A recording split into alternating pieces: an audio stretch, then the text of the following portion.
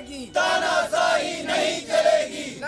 होश में आओ, पीडब्ल्यू विभाग होश में आओ, होश में आओ, होश में आओ। रिंग रोड से मकान बचाओ, मकान बचाओ, मकान नहीं चलेगी। किसान एकता जिंदाबाद, जिंदाबाद जिंदाबाद किसान एकता जिंदाबाद, जिंदाबाद जिंदाबाद। रिंग रोड खेतों से रद्द करो, रद्द करो, रद्द करो। Ring road. हम लोग यहाँ पर लगभग 400 साल से यहाँ पर रहते हैं।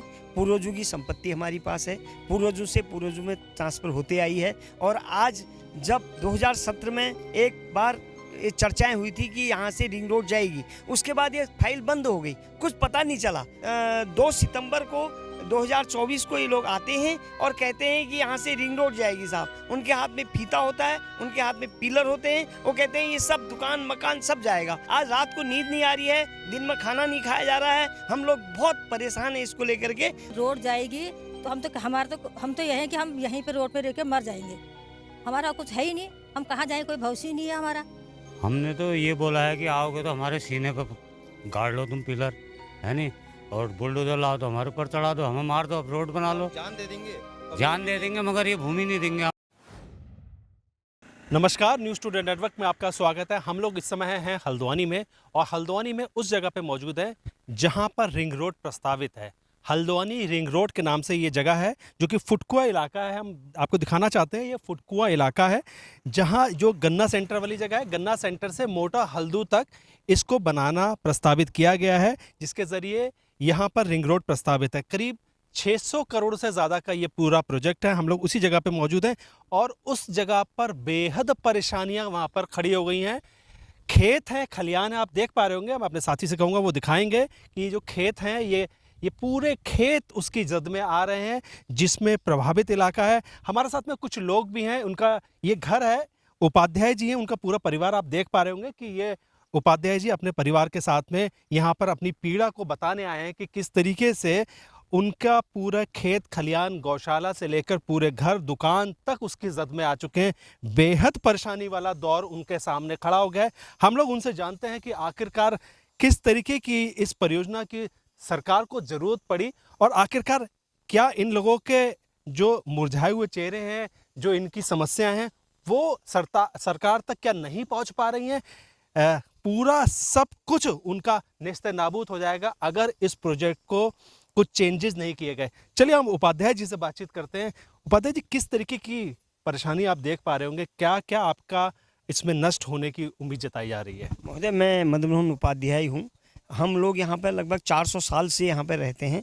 पूर्वजों की संपत्ति हमारी पास है, पूर्वजों से पूर्वजों में ट्रांसफ़र होते आई है। और आज जब 2017 में एक बार ये चर्चाएं हुई थी कि यहाँ से रिंग रोड जाएगी, उसके बाद ये फाइल बंद हो गई, कुछ पता नहीं चला। और पता लगा कि कब वो सर्वे करने आए, कब उन्होंने निशान लगाए, हमें कुछ पता नहीं, हमें पता ही नहीं चला कि कब ये लोग यहाँ पर आए, कब इन्होंने सर्वे की। आज अचानक 2 सितंबर को 2024 को ये लोग आते हैं और कहते हैं कि यहाँ से रिंग रोड जाएगी साहब। उनके हाथ में फीता होता है, उनके हाथ में पिलर होते हैं, वो कहते हैं ये सब दुकान मकान सब जाएगा। महोदय, मेरे पास जो पैतृक संपत्ति है, जो इनकी जद में है, मेरा मात्र 45 फीट की जगह है और ये 70 फीट ले रहे हैं, यानी 45 मीटर ये ले रहे हैं। मेरा उस 45 फीट में मकान भी है, दुकान भी है, घर भी है, गौशाला भी है, सब कुछ नेस्तानबूद हो जा रहा है, यानी कि भूमिहीन हो जाऊंगा मैं। पूर्वजों की संपत्ति से मैं भूमिहीन हो जाऊंगा, मेरे पास कुछ भी नहीं है।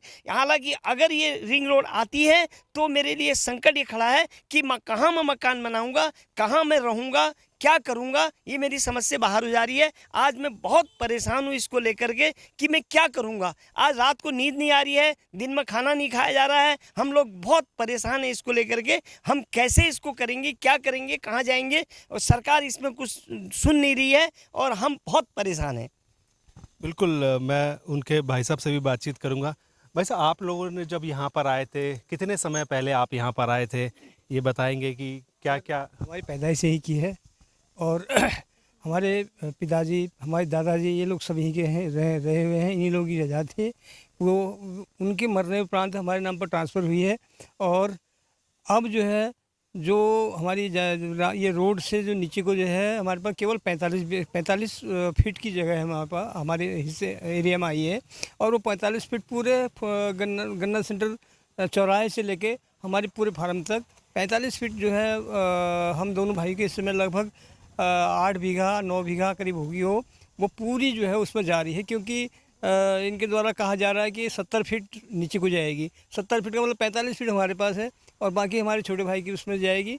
और अगर ये जाती है, अब हमारे पास कहीं कहीं कोई रहने का साधन नहीं है, इसके अलावा हमारे पास कोई पैतृक संपत्ति है नहीं। क्योंकि बिल्कुल बेघर होने की बात आपके द्वारा कही जा रही है।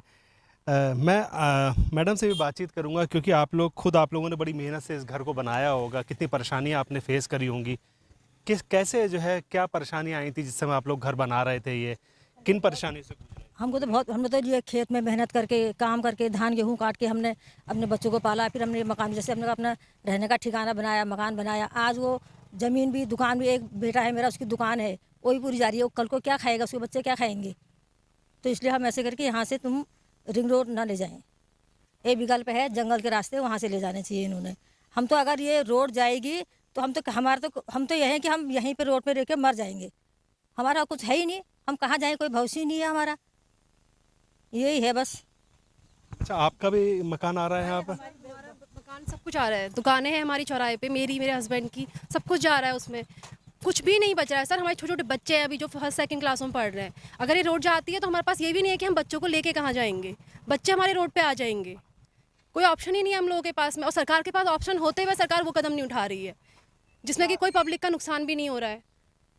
बिल्कुल बड़ी परेशानी से आप लोग गुजर रहे हैं। मैं और कुछ लोगों से भी बातचीत करूँगा।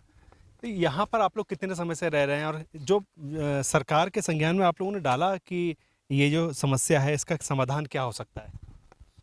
हम तो यहाँ कई 4-5 पीढ़ी 6 पीढ़ी से रह रहे हैं, मतलब दादा परदादा से यहीं रह रहे हैं मतलब। और हमें तो कोई सूचना भी नहीं मिली कि यहाँ या रोड आ रही है, क्या आ रही, अभी भी कोई सूचना नहीं है। और ये लोग पिलर गाड़ रहे हैं खेतों में। और क्या ठाना है आप लोगों ने? इतनी बड़ी परेशानी आ रही है, कुछ ठाना भी होगा आप लोगों ने कि यहाँ पर जिस तरीके की बात मैं यहाँ पर सुन पा रहा हूँ लोगों से कि वो लोग आना चाहते थे, पीडब्ल्यूडी के अधिकारी, उन लोगों के लिए आपने क्या बोला? हमने तो ये बोला है कि आओगे तो हमारे सीने पर गाड़ लो तुम पिलर, है नहीं, और बुलडोजर लाओ तो हमारे ऊपर चढ़ा दो, हमें मार दो, अब रोड बना लो। जान दे देंगे, जान दे देंगे, मगर ये भूमि नहीं देंगे। हमारे पैतृक भूमि है, हमको हमारे मतलब पैतृक देगे ने, कोई हमारा कब्जा तो है नहीं इसमें ज़मीन में इतने साल से, है नहीं।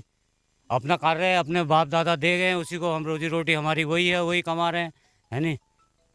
बिल्कुल बेहद परेशानी भरा दौर है। अभी अतिक्रमण को लेकर भी बातचीत लगातार कर रहे हैं। लगभग आपने हल्द्वानी में अतिक्रमण 103 या 101 जो दुकानें आ रही थी उसकी जद में, उनको अतिक्रमण से मुक्त कराने की बात जिलाधिकारी ने कही थी। उनमें कब्जेदारियों को यहाँ से खदेड़ा जाता, लेकिन इनके खुद की निजी ज़मीनें हैं, उनके घर हैं, खुद के खेत खलियान हैं, जिसे पूर्वजों की जो ज़मीनें हैं उसको लेकर बेहद दुखी हैं।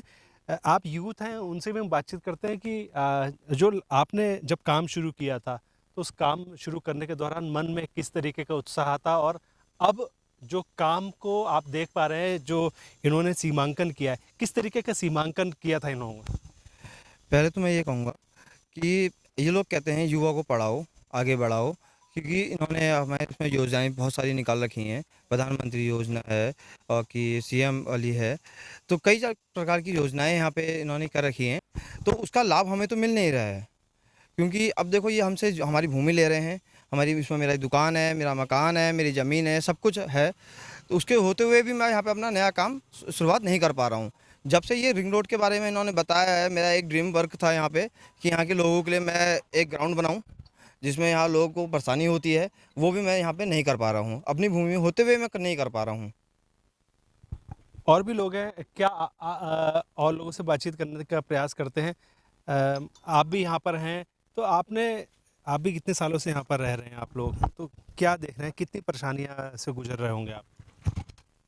मैं काफ़ी परेशानी से गुजर रही हूँ। मुझे तो 40 साल हो गए हैं यहाँ पे शादी करे हुए। मैं 40 साल से यहाँ पे हूँ, और मैं ये सोचती हूँ कि यहाँ से रिंग रोड नहीं आए, क्योंकि मेरा लड़का दुकान करता है, वो दुकान क्या करेगा, मेरा मकान जा रहा है, मेरी ज़मीन जा रही है। मतलब आपसे यही निवेदन करना चाहती हूँ कि यहाँ से रिंग रोड बिल्कुल नहीं आए। बिल्कुल, रिंग रोड का विरोध होना शुरू हो गया है। सरकार कहती है कि डेवलपमेंट होना चाहिए। क्या डेवलपमेंट इन परिस्थितियों में कितना जायज़ है, इसको लेके मैं चाहूँगा कि लोग कमेंट करके ज़रूर बताएँ और एडमिनिस्ट्रेशन को खुद बता पाएँ कि आखिरकार जो परेशानियाँ बेहद आ रही हैं, उसको लेकर किस तरीके की बात आगे हो सकती है। कमेंट करके आप ज़रूर बताइएगा और अगर इन लोगों की जो आवाज़ है वो शासन प्रशासन तक पहुँचेगी, जिसके ज़रिए ये हम बता पाएँगे कि जो रिंग रोड है उसमें क्या-क्या परिवर्तन हो सकते हैं। इन लोगों से बातचीत हो, बातचीत के बाद ही कुछ नतीजा निकल पाए कि कुछ लोगों के मकान, कुछ लोगों की दुकानें और उनके खेत भी बच पाएँ, जिससे वो अपना जीवन यापन तो कम से कम कर पाएँ।